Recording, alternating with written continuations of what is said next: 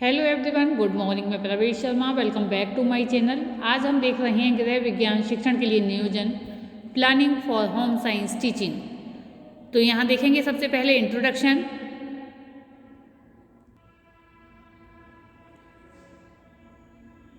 नियोजन के लाभ सर्वत्र स्वीकार किए गए हैं। शैक्षिक नियोजन भी इसी प्रकार अधिगम यानी कि लर्निंग को प्रभावी यानी कि इफेक्टिव बनाने में सहायक होता है। एक टीचर समस्त पाठ्यक्रम यानी करिकुलम अथवा एक इकाई यूनिट अथवा एक पाठ यानी कि लेसन के नियोजन के लिए जो है नियोजन कर सकता है, यानी प्लानिंग कर सकता है। इकाई अध्ययन के लिए इकाई नियोजन किया जाता है, जिससे समस्त अनुदेशात्मक क्रियाओं का समायोजन होता है और इसका प्रयोग शिक्षक द्वारा शिक्षण में किया जाता है। अब हम देखेंगे नियोजन के स्तर एवं आवश्यकता, levels and need of planning. शिक्षण अधिगम योजना शैक्षिक सत्र के लिए विकसित की जाती है, जिसमें विद्यालय की समस्त योजनाएं सम्मिलित होती हैं। शिक्षक की योजना सामान्यतः कक्षा अनुदेशन से संबंधित होती है और यह क्रिया प्रथम दिन से प्रारंभ होकर एक सत्र तक बनी रहती है। इसलिए शिक्षक की योजना व्यापकता में देखना आवश्यक है और वह किस प्रकार से योजना बनाता है। तो यहाँ निम्न प्रकार की योजना बनाता है। देख रहे हैं सबसे पहले वार्षिक योजना, ईयर प्लान या एनुअल प्लान जिसे कहते हैं। सत्र योजना यानी कि सेशन प्लान, एक माह की योजना मंथली प्लान, एक सप्ताह की योजना इकाई योजना यूनिट प्लान, प्रतिदिन की योजना पाठ्य योजना कहें डेली लेसन प्लान। यहाँ देखेंगे इकाई योजना का अर्थ, मीनिंग ऑफ यूनिट प्लानिंग। ऐतिहासिक परिप्रेक्ष्य में इकाई एवं पाठ्य योजना आधुनिक समय की एक तरह से उत्पत्ति है। सन 1926 यानी कि 1926 में हेनरी मॉरिसन ने इकाई योजना को परिभाषित किया था। एलिजाबेथ वेरी ने हार्वर्ड के चिंतन को इकाई योजना का आधार माना है। जो पंचपदीय प्रणाली है जिसमें लेसन प्लान जिसके आधार पर बनाए जाते हैं, तो हार्वर्ड के चिंतन को इकाई योजना का आधार माना है। सन 1947 में स्मिथ ने इकाई का वर्गीकरण उनकी प्रकृति के अनुसार किया है, जैसे प्रविधि इकाई प्रोसेस यूनिट्स। इस श्रेणी में खोज तथा प्रमाणीकरण संबंधित इकाई योजना है। मानकीय इकाई वे इकाइयाँ जो नीति संस्थापित करती हैं, यानी कि नॉर्मेटिव यूनिट। आलोचनात्मक इकाई क्रिटिकल यूनिट्स वे इकाइयाँ जो कौशल विकसित करती हैं। सन 1952 यानी कि 1952 में बर्टन ने स्पष्ट किया कि जो ऊपर बताया गया है वर्गीकरण इकाई के विभिन्न भाग हो सकते हैं। इस समय साधन इकाई यानी कि रिसोर्स यूनिट तथा शिक्षण इकाई यानी कि टीचिंग यूनिट जो है प्रचलित हैं। अब इसी के साथ हम देखेंगे इकाई योजना की परिभाषा, डेफिनेशन ऑफ यूनिट प्लान। छात्र के व्यवहार में अपेक्षित परिवर्तन लाने के लिए शैक्षिक सिद्धांतों के आधार पर पूर्व चिंतन आधारित शिक्षण अधिगम योजना को 2 या 7 कालांश तक प्रयोग में लाया जा सके, इसे इकाई योजना कहा जाता है, यानी कि यूनिट प्लानिंग कहा जाता है। कुछ विद्वानों की परिभाषाएं इस प्रकार से हैं। यहाँ हम देख रहे हैं रस्क महोदय की परिभाषा। रस्क महोदय क्या लिखते हैं देखेंगे, इकाई किसी समस्या या योजना से संबंधित सीखने वाली क्रियाओं की समानता या एकता को बताती है। वेस्ले के शब्दानुसार इकाई अनुभवों तथा सूचनाओं के उस संगठन को कहते हैं जो सीखने वाले अर्थात विद्यार्थियों के लिए महत्वपूर्ण परिणाम उत्पन्न करने में सहायक होती है।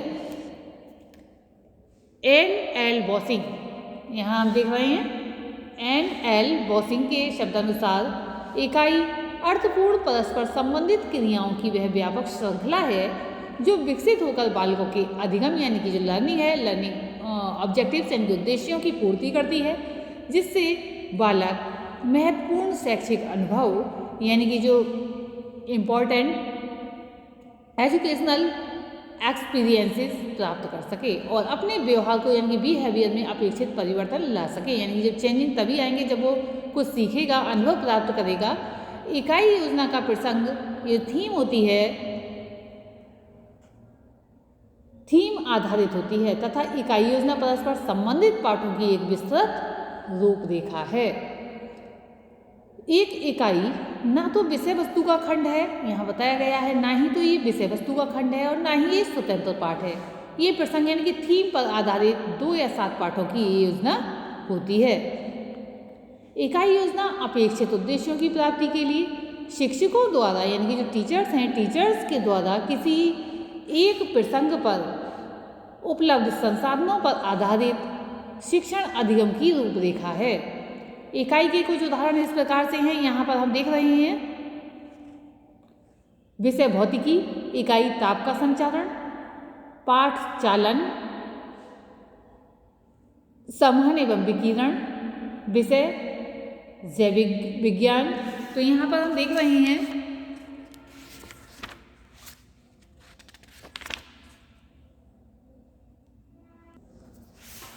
पाठ पोषण में काम में आने वाले अंग, पोषण की प्रक्रिया, विषय रसायन शास्त्र, इकाई एसिड बेस साल्ट, पाठ एसिडस बेसिस एवं साल्ट, विषय जैविक विज्ञान, विषय वस्तु का एक खंड, कोशिका एवं ऊतक लिए जा सकते हैं, इकाई कोशिका हो सकती है, पाठ कोश की संरचना, कोश विभाजन इत्यादि हो सकते हैं।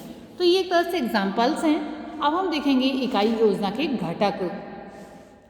इकाई योजना में मुख्यतः उद्देश्य, अधिगम क्रियाएं तथा मूल्यांकन क्रियाएं होती हैं। अधिगम क्रियाएं उद्देश्य प्राप्ति के लिए विकसित की जाती हैं तथा शिक्षक एवं छात्रों द्वारा ये निष्पादित होती हैं। शिक्षक और छात्रों के द्वारा ये निष्पादित होती हैं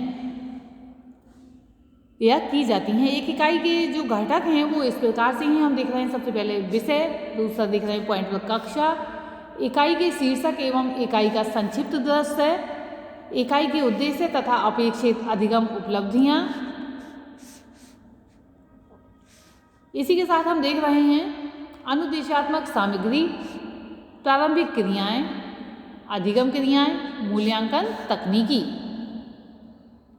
इसी के साथ अब हम देखेंगे इकाई, एक इकाई का प्रारूप, ए यूनिट फॉर्मेट।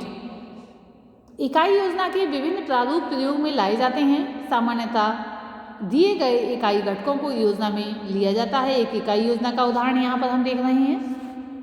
विषय कक्षा, यानी कि एक साइड विषय पड़ा हुआ है, इकाई का शीर्षक और इकाई का संक्षिप्त दृश्य, दूसरी साइड पड़ रहा है कक्षा और पाठ जो सम्मिलित किए गए हैं उसमें कई कॉलम्स बना दिए गए हैं। प्रथम कॉलम है इकाई उद्देश्य, दूसरा है पाठ, तीसरा कॉलम है प्रारंभिक क्रियाएं, चौथा कॉलम है अधिगम क्रियाएं और पांचवा कॉलम दिया है मूल्यांकन का। तो यहाँ पर हम क्रमशः कॉलम से भी देख रहे हैं। यहाँ पर इस प्रकार से अब हम आगे देखेंगे इसी के साथ इकाई योजना के प्रधान तत्व, elements of a unit plan. इकाई योजना छात्रों की आवश्यकता की पूर्ति के लिए है। सर्वप्रथम छात्रों का पूर्व ज्ञान जानना आवश्यक है, फिर अर्थपूर्ण अनुभव विकसित किए जाएं। एक इकाई योजना को क्रियाशील एवं व्यवहारिक बनाने के लिए 2 से 7 पाठ विकसित किए जाएं। इकाई उद्देश्य विकसित करना चाहिए जिसमें संज्ञानात्मक, भावात्मक एवं क्रियात्मक पक्ष का समावेश हो, यानी कि मानसिक पक्ष भी होना चाहिए और हृदय पक्ष यानी कि भावात्मक पक्ष भी होना चाहिए और क्रियात्मक यानी कि जो हम शरीर की गतिविधियों में कार्य करते हैं वह भी होना चाहिए। अधिगम क्रियाओं में विविधता आवश्यक है। छात्र सक्रिय रहकर ज्ञान निर्माणकर्ता के रूप में संप्रत्ययों का विकास करें। इकाई का क्रियान्वयन देखेंगे हम। इकाई का क्रियान्वयन, इम्प्लीमेंटिंग ए यूनिट। किसी भी इकाई के क्रियान्वयन के 3 पक्ष हैं, प्रारंभिक अवस्था, विकासात्मक अवस्था तथा अंतिम अवस्था। अब सबसे पहले हम देख रहे हैं प्रारंभिक अवस्था। प्रारंभिक अवस्था में शिक्षक को ये जानना आवश्यक है कि छात्रों का पूर्व ज्ञान क्या है। इससे पूर्व ज्ञान एवं नवीन ज्ञान का सामंजस्य स्थापित किया जाए या किया जा सके एवं छात्रों को अधिगम हेतु आवश्यक अभिप्रेरण किया जा सके। इस अवस्था में छात्रों को आने वाली क्रियाओं का आभास मिल जाता है जिससे छात्र नवीन ज्ञान प्राप्ति के लिए तत्पर हो जाते हैं। अब हम देखेंगे विकासात्मक अवस्था में विषय वस्तु एवं अधिगम क्रियाओं का एकीकरण होता है जो प्रभावी ढंग से छात्रों में बोध, कौशल और अभिवृत्ति के विकास में सहायक है। अंतिम अवस्था में इकाई का सारांश एवं मूल्यांकन सम्मिलित होता है। इकाई के सारांश के समय छात्रों की भागीदारी आवश्यक हो जाती है। प्रभावी इकाई योजना की विशेषताएं देखेंगे हम। Characteristics of the effective unit plan. एक प्रभावी इकाई योजना के उद्देश्य स्पष्ट एवं छात्रों के समग्र विकास से संबंधित हों, जिनमें संज्ञानात्मक, भावात्मक एवं क्रियात्मक पक्षों का समावेश हो, आवश्यक विषय वस्तु एवं संसाधन का समावेश हो, छात्र क्रिया आधारित छात्र केंद्रित अधिगम द्वारा ज्ञान निर्माण करें, विविध शिक्षण विधियों का समावेश हो। अब इसी के साथ देखेंगे इकाई योजना के लाभ, एडवांटेज ऑफ यूनिट प्लानिंग। इकाई योजना से शिक्षक को समस्त विषय को, यानी कि जो शिक्षक है उसको समस्त विषयों को व्यवहारिक रूप में शिक्षण के लिए आयोजित करने का अवसर मिल जाता है। शिक्षक अपेक्षित उद्देश्य एवं अधिगम क्रियाओं में अर्थपूर्ण सह संबंध देख सकता है। शिक्षक छात्रों के पूर्व ज्ञान और अधिगम क्रियाओं में सह संबंध स्थापित कर सकता है। शिक्षक भविष्य की आवश्यकताओं का पूर्वानुमान कर सकता है। शिक्षक आवश्यक शिक्षण सामग्री विकसित कर सकता है। अब देखेंगे हम पाठ्य योजना यानी कि लेसन प्लानिंग। अल्पकालिक योजना में इकाई एवं पाठ्य योजनाएं सम्मिलित होती हैं। शिक्षक एक पाठ पढ़ाने के लिए जो योजना बनाता है उसे पाठ्य योजना कहते हैं। पाठ्य योजना प्रायः इकाई योजना का एक भाग है जो कक्षा के अंतर्गत शिक्षण से प्रत्यक्ष संबंधित होता है। योजना एक नील पत्र यानी कि ब्लूप्रिंट है एवं कालांश में अधिगम क्रियाओं के लिए कार्य करने का खाका है। इसमें लचीलापन होता है क्योंकि ये फ्लेक्सिबल होने भी चाहिए। पाठ्य योजना यानी कि लेसन प्लान एक योजना यानी कि डिज़ाइन है जो कक्षा में क्रियान्वित होती है, पाठ होती है। वास्तव में पाठ्य योजना का महत्व संपूर्ण इकाई के परिप्रेक्ष्य में ही होता है। इस तथ्य को ध्यान में रखकर प्रत्येक दैनिक पाठ्य योजना पिछले पाठ से संबंधित होती है और आगामी पाठ के लिए पूर्व ज्ञान योजना का आधार बनता है। एक उत्तम पाठ्य योजना सफल शिक्षक की एक धुरी है, इसीलिए दैनिक पाठ्य योजना कक्षा शिक्षण का आवश्यक भाग होता है। पाठ्य योजना शिक्षक द्वारा आयोजित की जाने वाली अधिगम क्रियाओं का 40 से 50 मिनट एक कालांश का लेखा जोखा है। पाठ्य योजना शिक्षक का लिखित कथन है जो अपेक्षित उद्देश्य प्राप्ति के लिए पात्र की अधिगम क्रियाओं को अंकित करता है। सिम्पसन के अनुसार पाठ्य योजना में शिक्षक अपनी विषय सामग्री और छात्रों के बारे में जो कुछ भी जानता है उन बातों का प्रयोग सुव्यवस्थित ढंग से करता है। पाठ्य योजना एक रूपरेखा है, एक मार्गदर्शक नक्शा है, निकट भविष्य में प्रयोग में आने वाली क्रिया योजना है, सृजनात्मक कार्य का एक भाग है तथा कक्षा में एक कालांश शिक्षण के लिए व्यापक योजना है। पाठ्य योजना छात्रों में संप्रत्यय बोध एवं कौशल विकसित करने के लिए सुव्यवस्थित, क्रमबद्ध और लचीली योजना है। बताया सुव्यवस्थित, ठीक प्रकार से व्यवस्थित की गई क्रमबद्ध और लचीली योजना है। पाठ्य योजना में विशिष्ट उद्देश्य, विषय वस्तु, शिक्षण विधियाँ, अधिगम प्रक्रिया, मूल्यांकन गतिविधियाँ आदि का केंद्रीकरण होता है। ये सत्य है कि शिक्षण के समय में नवीन विचारों का समावेश पाठ्य योजना को समर्थ बना देता है, इसलिए पाठ्य योजना में लचीलापन महत्वपूर्ण प्रक्रिया बनाता है।